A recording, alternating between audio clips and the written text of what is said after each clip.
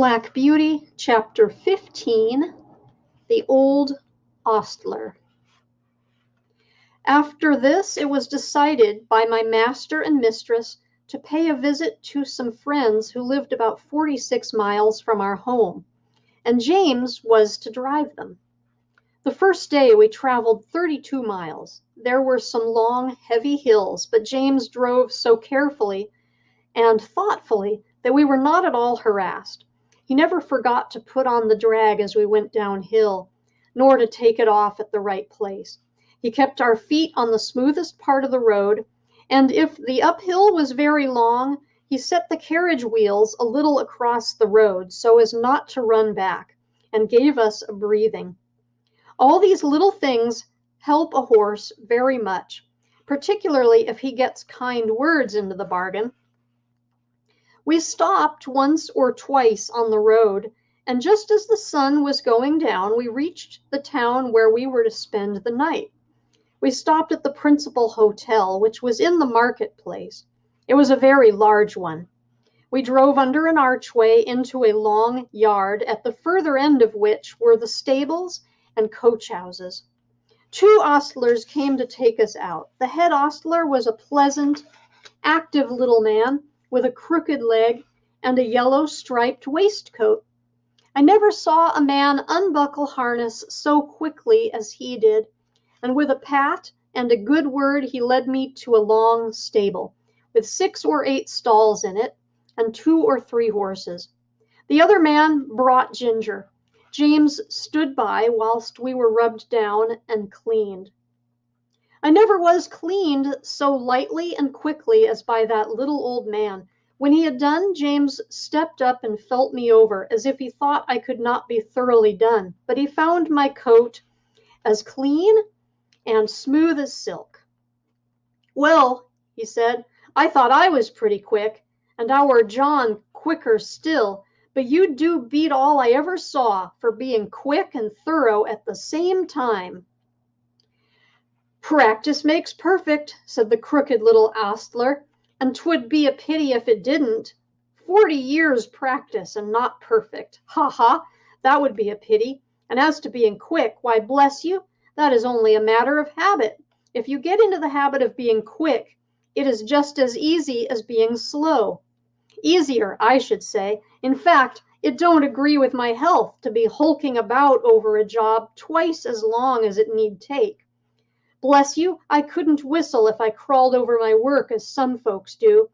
You see, I have been about horses ever since I was 12 years old, in hunting stables and racing stables, and being small, you see, I was jockey for several years, but at the Greenwood, you see, the turf was very slippery, and my poor Larkspur got a fall, and I broke my knee, and so of course I was of no more use there. But I could not live without horses. Of course I couldn't. So I took to the hotels. And I can tell ye, it is a downright pleasure to handle an animal like this.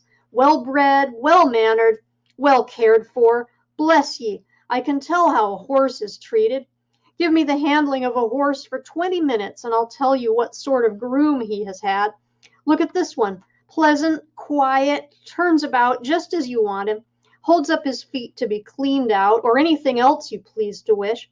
Then you'll find another, fidgety, fretty, won't move the right way, or starts across the stall, tosses up his head as soon as you come near him, lays his ears and seems afraid of you, or else squares about at you with his heels. Poor things! I know what sort of treatment they have had. If they are timid, it makes them start, or shy. If they are high-mettled, it makes them vicious or dangerous. Their tempers are mostly made when they are young.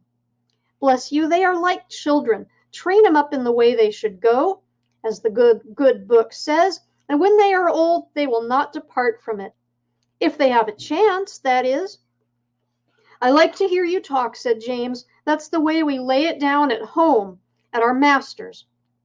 "Who is your master, young man? If it be a proper question, I should judge he is a good one, from what I see." "He is Squire Gordon of Birtwick Park, the other side the Beacon Hills," said James. "Ah, so, I have heard tell of him. Fine judge of horses, ain't he? The best rider in the county?" "I believe he is," said James, "but he rides very little now, since the poor young master was killed." "Ah, poor gentleman, I read all about it in the paper at the time. A fine horse killed, too, wasn't there?" "Yes," said James, "and he was a splendid creature, brother to this one, and just like him." "Pity, pity," said the old man. "'Twas a bad place to leap, if I remember. A thin fence at top, a steep bank down to the stream, wasn't it? No chance for a horse to see where he is going. Now I am for bold riding as much as any man, but still there are some leaps that only a very knowing old huntsman has any right to take.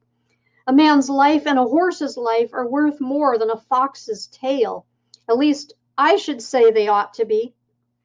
During this time, the other man had finished Ginger and had brought our corn, and James and the old man left the stable together.